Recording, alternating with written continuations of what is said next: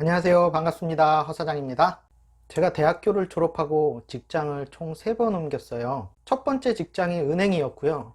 두 번째 직장은 나무병원이라고 조경 설계하는 설계 사무실이었어요. 그리고 세 번째가 제가 식당을 차리기 위해서 다녔던 태국 식당이 세 번째 직장이었습니다. 제가 3번의 직장을 옮기면서 실업급여를 딱 한 번 받아봤거든요. 마지막에 식당에서 일할 때 사장님이 딱해 보였나 봐요. 그래서 창업할 때까지 실업수당 받으면서 준비해라 이렇게 좋게 해주셔서 제가 마지막 직장에서는 실업급여를 받았습니다. 보통 실업급여를 받을 수 있는 조건이 권고사직이나 계약 만료 그리고 임금 체불과 같은 경우에 실업수당을 받을 수가 있는데요. 저 같은 경우는 자발적인 퇴사였기 때문에 원래는 실업수당을 받을 수가 없던 거였죠. 제가 마지막으로 실업수당을 받은 지가 거의 4, 5년 전이었기 때문에 지금도 실업수당을 받을 수 있는 조건이 그런지는 모르겠는데 옛날에는 고용보험을 가입해야 됐고요. 그리고 직장에서 180일인가 6개월 이상 일을 해야지 실업급여를 받을 수가 있었습니다. 물론 자발적으로 퇴사하는 건 안 되고요. 며칠 전에 신문기사를 보고 있는데 실업급여가 최저임금보다 높아졌다 이런 기사를 읽었어요. 그래서 이건 뭔가 잘못된 것 같은데 그런 생각에 영상을 찍게 되었습니다. 20대 청년들이 실업급여가 최저임금보다 높다 보니까는 6개월 일하고 4개월 실업급여 받고 또 6개월 일하고 4개월 실업급여 받고 이렇게 생활을 한다고 하더라고요.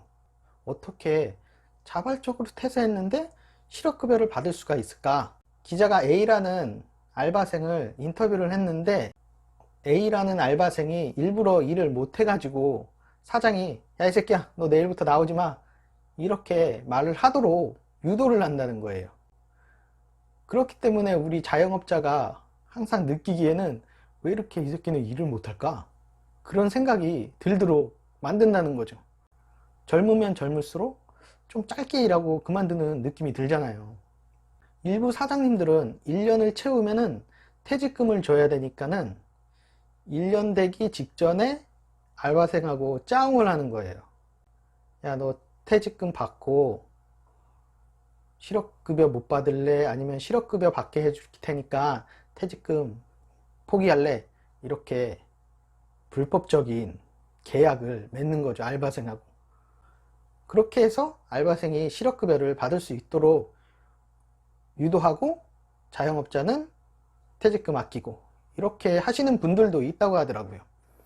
실업급여가 실직자에게 그 직장을 구하는 동안 안정적인 생활을 할 수 있도록 월급 대신에 국가에서 약간 돈을 보태주자 이런 취지로 시작되었지만 이것을 악용하는 사례가 많이 늘어나고 있습니다.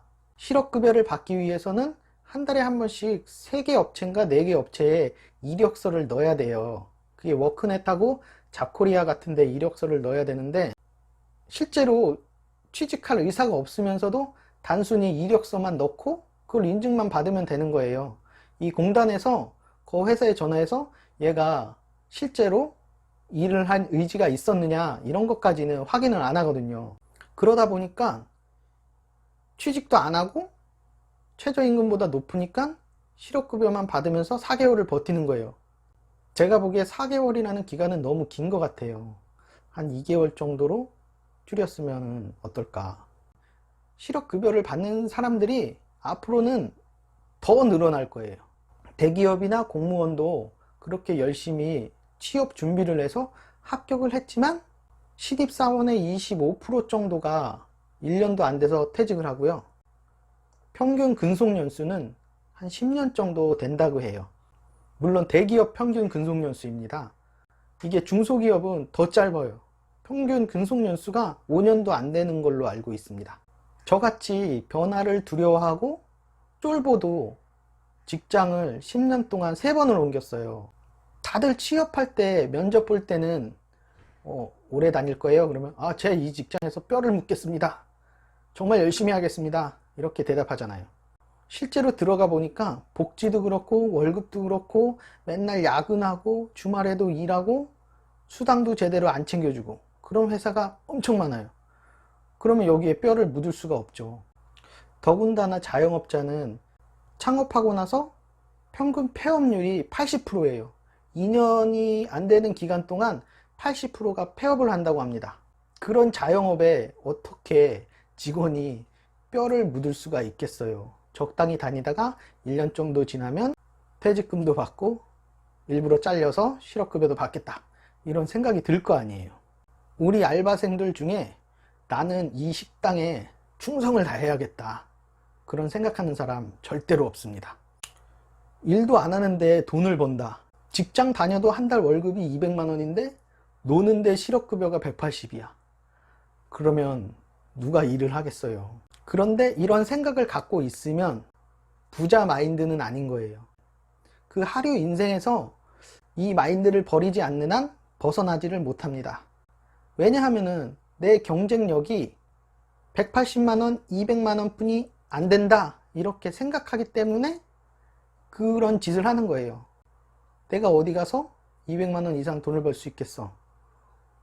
그냥 실업급여 받는 게 낫지. 계속 이 생각만 하는 거예요. 이런 애들이 독서를 하겠어요? 공부를 하겠어요? 토익 공부를 하겠어요? 내가 더 실력을 쌓아서 대기업에 취직하거나 아니면 뭐 중소기업이나 이런 데 들어가서 승진을 해서 더 월급을 많이 받겠다. 또는 협력업체나 관련 업체와 인맥을 쌓아서 나중에 내가 창업하는데 도움을 받을 수 있도록 그런 네트워크를 형성하겠다. 이런 포부가 절대 없는 사람들입니다. 그렇기 때문에 이 실업급여를 상습적으로 받는 젊은이들은 마인드가 하류 인생 마인드라고 제가 말하는 거예요. 취직하고 퇴사하고 실업급여 받고 재취직하고 퇴사하고 실업급여 받고, 이렇게 자기 인생 사이클을 만들어가는 어리석은 행동을 하는 그런 20대 청년들이 있다면, 자신이 알바나 하면서 실업급여를 타먹는 하류 인생으로 전락하기 전에 하루빨리 마인드를 좀 개조하셔서 내가 10년 후에 나의 모습은 부끄럽지 않도록 만들겠다, 그런 의지를 갖고 취업 전선에 뛰어들었으면 좋겠습니다. 사실 자영업자라서 앞으로 실업급여를 받을 날이 있을지, 제가 사업이 망해서 재취업을 해서 직장에 들어가면 실업급여를 아마 받을 수도 있겠죠. 근데 그런 일이 발생하면 안 되겠죠. 실업급여가 최저임금보다 높아지고 있다, 이 뉴스를 접하고 저 실업급여 받을 때가 생각나서 그냥 한번 주절거려 봤습니다. 사실은 실업급여 받을 때는 저도 좋았어요. 그래서 창업 준비하면서 4개월 동안 실업급여를 받았는데, 실업급여 그거 한 150만원, 160만원 되거든요. 그 당시에 그거 받으려고 일부러 개업일도 늦추고 그런 어리석은 행동을 했었어요. 아마 그때는 저도 부자 마인드가 아니라 하류 인생 마인드였던 것 같아요. 지금은 부자 마인드로 가기 위해서 많은 노력을 하고 있는 중이지만, 아직도 이 돈에 쉽게 마음이 흔들리는 건 사람이라서 어쩔 수가 없는 것 같습니다. 시청자 여러분, 늘 행복한 하루 되시고요. 장사 공부, 자기 성장에 관심이 많으시다면 저 허사장 채널 꼭 구독 꾹꾹 눌러주세요. 감사합니다.